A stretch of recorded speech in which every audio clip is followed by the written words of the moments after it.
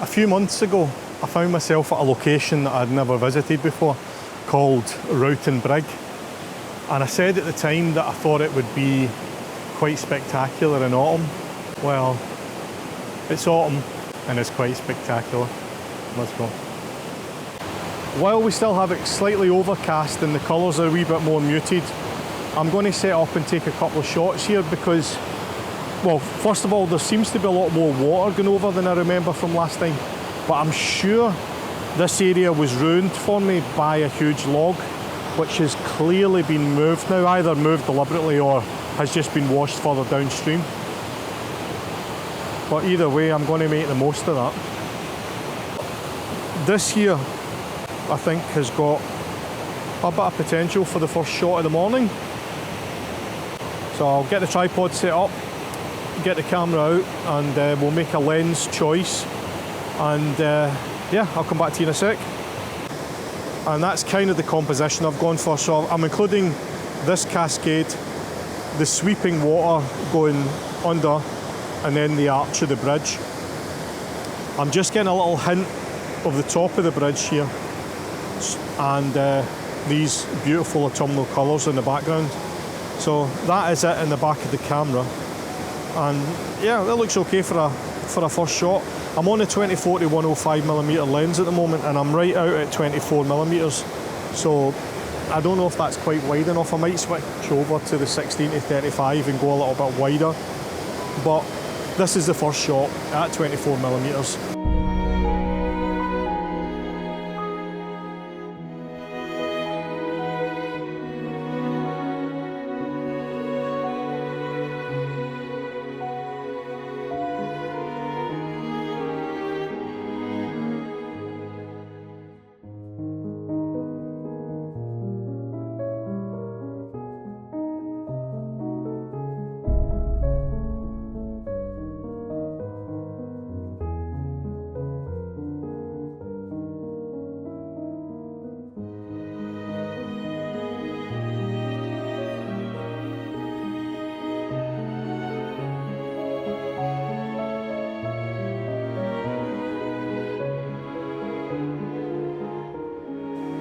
Okay, let me talk you through what I've done here.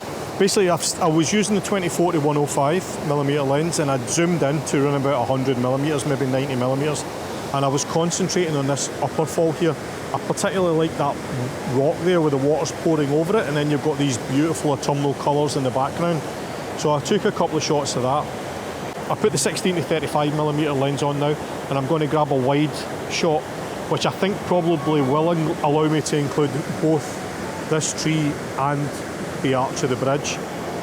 So I'll grab that, and then I'm going to cross the bridge and go down to the other side where the deep pool is, and we'll see what we can make down there and see just how autumnal that looks.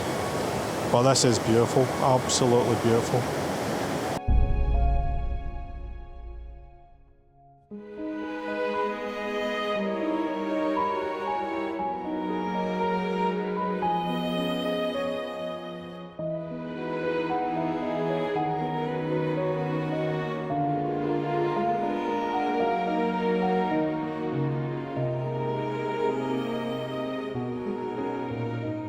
Okay, right, I've taken that wider shot, which hopefully you've seen by now. I'm going to head over to the other side of the bridge and down towards where the deep pool is. But I'll probably come back here because I was out on that rocky outcrop last time, and I think now that we don't have that huge log ruining the shot, I think I might come back and go down there again before I leave the location. But I'll leave that till later. So I'm going to head over the bridge and down towards the deep pool. I'm actually quite interested to see if that arbor glyph is still there as well, or has been added to, who knows. So anyway, let's go. Right, here's a shot I didn't get last time. I've come over on a little ledge, which to be brutally honest with you, I hadn't noticed before.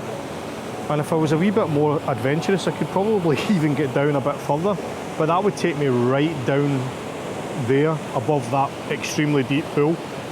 And since I can't swim, I don't think that's a particularly bright idea.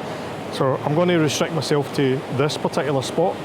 And what I've done is I've taken a vertical composition. So I've excluded the top of the bridge because that also includes the sky if I do that. So I'm shooting about, maybe about here. And that's allowing me to include the underside of the bridge, these falls on the other side, which is the ones I was just shooting, this lovely little channel of water, and then this final cascade before it pours into that deep dark pool. I'm still on the 16 to 35mm lens, so I'm fairly wide, and that is quite good because it's allowing me to include these branches here as well, and you've got some autumnal leaves down here, and the whole thing's got that kind of a autumnal feel to it.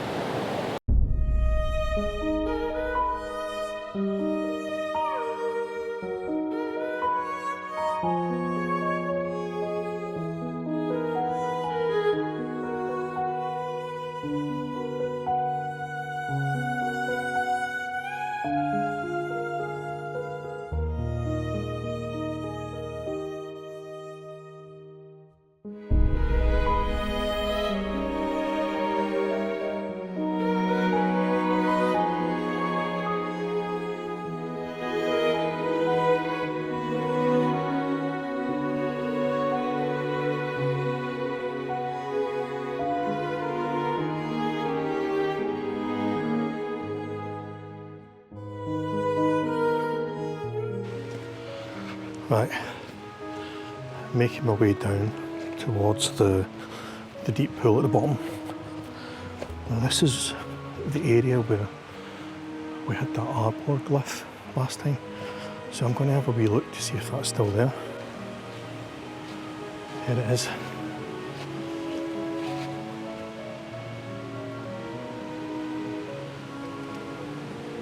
It's amazing that, isn't it? It's not been added to, which I guess is news in itself. Right, what about this for a scene? We've got the pool, the line of the bubbles making their way downstream, but what I like are the autumnal colours, and I quite like this tree here in the foreground as well. So if I can get, yeah, that's a better angle, isn't it? Because this tree here as well is quite photogenic. So yeah, I like that. Very autumnal scene, and even if you go slightly higher, we've got some beautiful colours in the trees.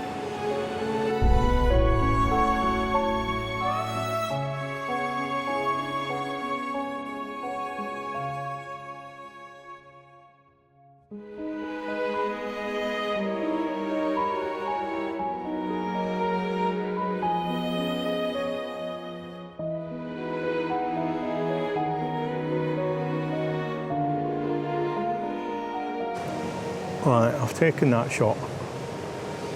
I've just realised I was at another location earlier when it was actually still dark, and I just realised that all the previous shots have been shot at ISO 400 because I was using a higher ISO because it was so dark earlier. So I've adjusted that back to 100 so that I can draw out the exposure time a little bit more. I've taken that shot where I've got this tree, these trees, the canopy of autumnal colours.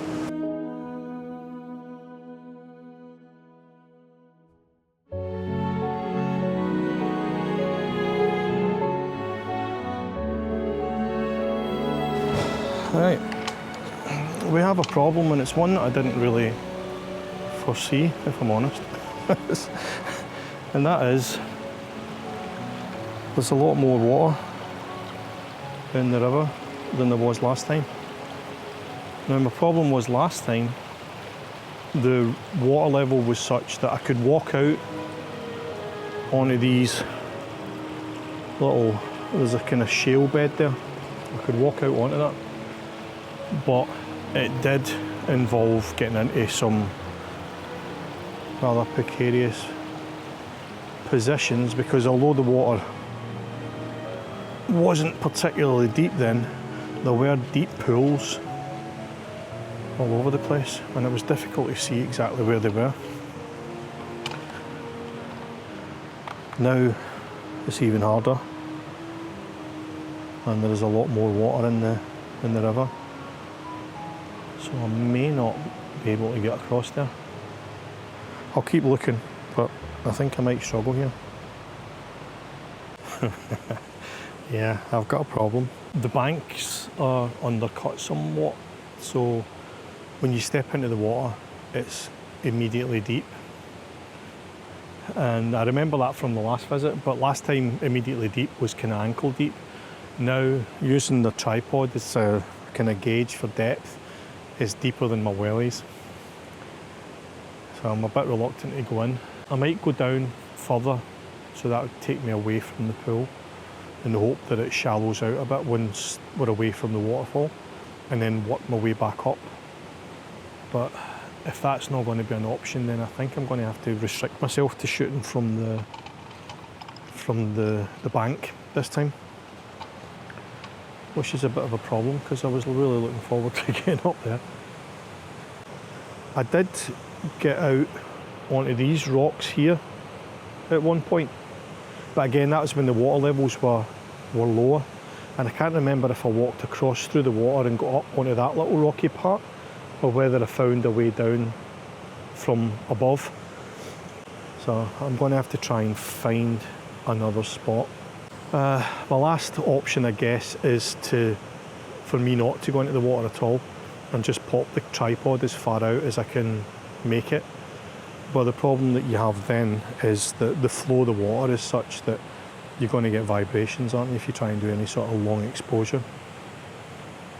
But at least that would then allow me to shoot under the bridge and capture those waterfalls. So it never goes easy, does it? I'm going to persevere. We'll find a shot somewhere, he says, overly optimistically. Right, here's what we've done. We've had a small series of calamities there. I managed to get the camera out. As you can see, it's actually in the water now. So I managed to get the camera out onto a relatively shallow part. I think it looks about maybe 8-12 inches deep. So I got the camera there. I got framed up a shot, and that all worked, and I got it all set up when I took the first shot, and the camera told me that my memory card was full. So I had to take the whole lot back out of the water, change the memory card, and then set it all back up again. But I've taken the shot now, and after all that effort, if I'm brutally honest with you, I'm not entirely sure I like it. It's down from about here, so it's kind of that shot there. I'm including this boulder, trying to include this tree, including the overhanging autumnal colours, that little hint of the waterfall. And like I say, I've got the polarizer on, so I'm cutting down a lot of these reflections. But if I'm honest with you, I'm not 100% sure I like it. I've taken it anyway, and I'm now going to get the camera out of the water before it washes away the way my luck's going today. And then I'm going to see if we can get onto that rocky outcrop, because I'm sure I was on that last time, but I just can't remember how I got to it.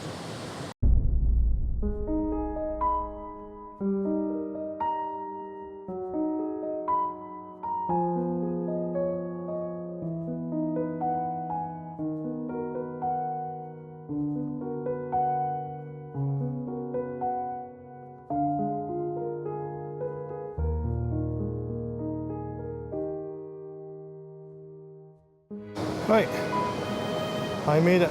I'm on the rocky outcrop, which as you can see is right here. For the record, I came down, I went up and down rather than through the water. So if you're going to come, go that way, because the water gets very deep very quickly. I'm going to concentrate on this area and see what we can get. And in particular, the first thing that's catching my eye is that beautiful S-bend of the water, the lovely textures in the water, the beautiful greens, even though it's quite subdued today, the beautiful greens, and then every once in a while you've got these orange and yellow leaves which are just standing out, and to be brutally honest, kind of complementing the brown in the water here. In the foreground we've got some more of these leaves, so again I like that. Don't really like the foam, but we can maybe do something about that later on. and just up below the bridge you've got some nice yellows and oranges again. Again, I'll probably try and cut off somewhere around about there so we don't include the sky.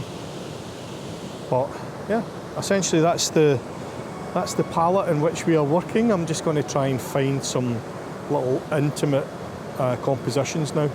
I'll not be moving very far, so everything that comes up in the next couple of minutes will pretty much be from this exact spot. The only things that will be changing will be where I'm focusing, the level of zoom that I'm applying, and which lens I'm going to use.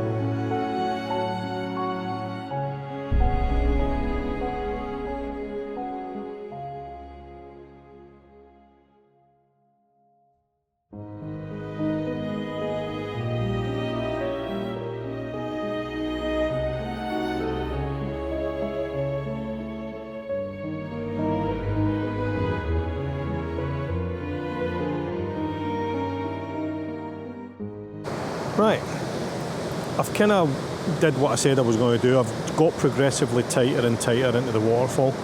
I've still got the 24-105mm lens on because that's actually allowed me to get so tight that I can include just below the lip of these falls and all the way down to about there. So that's kind of tight enough. I don't think I really need to switch over to the 70 to 300mm lens. And what I've been doing is I've been taking a range again of different exposures.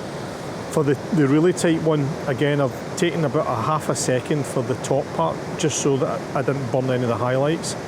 And then I've gone progressively half a second, 1 second, 1.5 seconds, until I get to these rocks here, which are taking about a 15-second exposure. Now, obviously that's burning out all the water, but it's allowing me to get this beautiful green and these fallen leaves and all that sort of stuff in the image. So there's going to be a lot of post-processing work involved in this, I think, but I think it's got a bit of potential.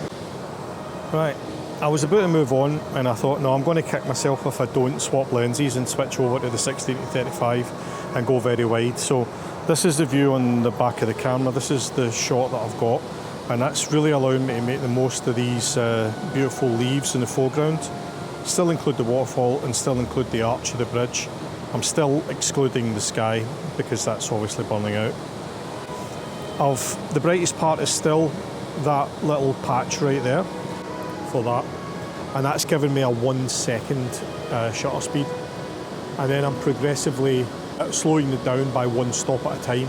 So I've went from the 1 second exposure for this, I took it to a 2 second exposure, all the while still focusing on this point here.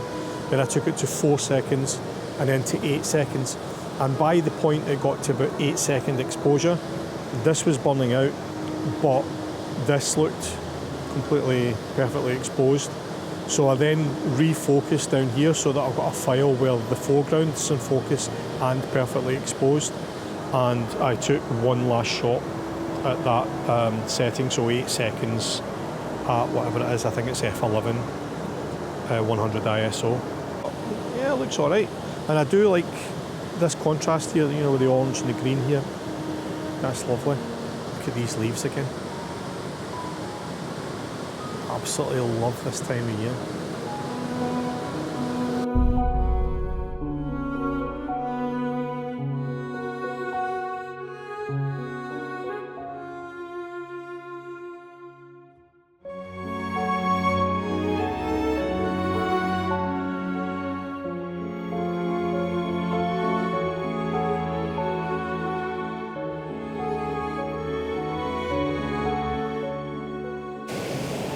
Okay, I think this might be my last shot, but you know, I like it. You could argue save the best till last, right? What it is I've done a vertical crop, and I've included this kind of green overhang canopy here. I'm including these beautiful orange and red leaves. I'm focusing on that boulder there, which has got the water pouring over it, and then you've got this further cascade further down. It's a vertical crop, so it's kind of cropped in about there and about there, but that's allowing me to make the most of the details in this incredible drop here, and as I say, as it pours over that upper boulder. The water's then obviously swinging down that other waterfall and then sweeping below the bridge here. But I like that as a nice little vertical autumnal composition.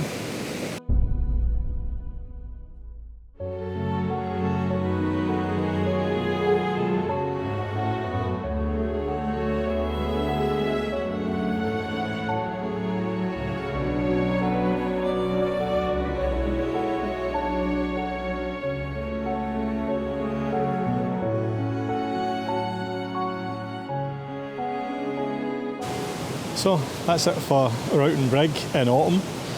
I was right, it's absolutely beautiful. Probably next time I'll check the weather a wee bit, make sure we've not had so much rain so that I can get back out onto the water. But otherwise, absolutely spectacular. And I think these leaves that are green behind me, I think maybe in a couple of weeks, they may well have turned as well. And as luck would have it, I'm actually planning on being back in Dumfries in the next fortnight. So I'm going to make a point of coming back this way, just in case, because if this looks even more autumnal in a couple of weeks' time, well then I'm afraid you'll be getting another video from here. So anyway, hope you enjoyed the video. If you did, don't forget to give us a little thumbs up. If you haven't subscribed, then hit subscribe, it really helps the channel out. And yeah, I'll catch you in the next one. Cheers, bye.